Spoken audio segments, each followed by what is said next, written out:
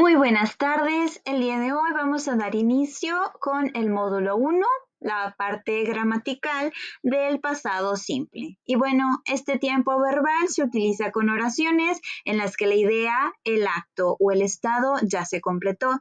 Es decir, es algo que sucedió o inició y terminó en el pasado. Y bueno, con este tiempo verbal se utilizan tanto verbos regulares como irregulares. En el módulo 2 verán los verbos irregulares a profundidad, por lo que aquí solamente vamos a explicar brevemente los verbos regulares y daremos el uso estructurado de ambos tipos de verbos en afirmación, interrogación y negación. Y bueno, comenzando con verbos regulares, cuando el verbo termina con una E, se le agregará una D al final.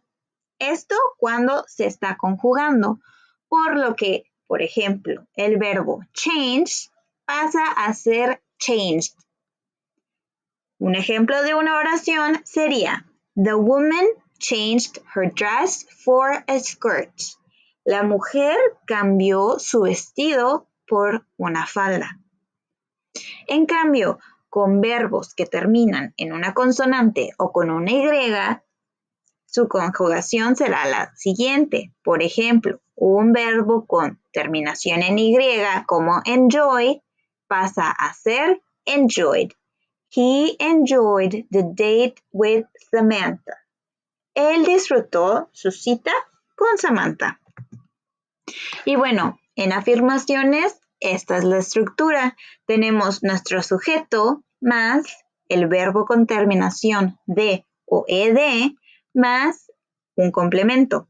Por ejemplo, he played golf yesterday. Él jugó al golf ayer. En negaciones es la misma estructura, solamente se agrega did not después del sujeto. Tenemos Susan did not like the cake of her birthday party. A Susan no le gustó el pastel de su fiesta de cumpleaños. En verbos regulares, pero con interrogación, tenemos la estructura did más sujeto más verbo en forma básica más el complemento. En este caso, un ejemplo sería Did Jeremy cook the pasta, the lasagna? Did Jeremy cook the lasagna? ¿Jeremy cocinó la lasaña? Ahora, en cambio, en verbos irregulares en afirmaciones tenemos la estructura del sujeto, el verbo en pasado y el complemento. Por ejemplo, Chelsea won the meet and greet pass for her favorite band's concert. Chelsea ganó el pase de meet and greet para el concierto de su banda favorita. Ahora, en negación, pasa lo mismo que en verbos regulares. Cuando se va a negar, se agrega un did not después del sujeto, por lo que un ejemplo de alguna oración sería Thomas did not drink because he is the designated driver. Thomas no bebió o no tomó porque es el conductor designado. Ahora, en el caso de las interrogaciones, tenemos la estructura did, el sujeto, y el verbo en forma básica, aunado a el complemento. En interrogación, tanto de verbo regular como irregular, si pueden observar, tenemos un did, igual que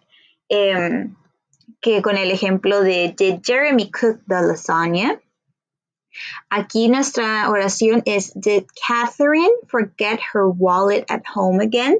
Y algo muy importante que tenemos que tener en cuenta es que cuando se tiene un did, eso ya nos está indicando que el verbo, o bueno, que la acción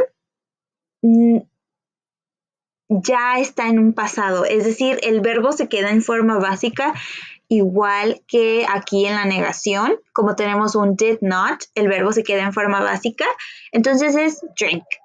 En este caso, no vamos a poner forgot ponemos forget, porque did ya nos está indicando que es algo que está en pasado. Y bueno, a continuación vamos a pasar al módulo 2, donde aprenderán un poco más sobre los usos de verbos irregulares o las terminaciones ND del pasado simple. Muchas gracias por su atención.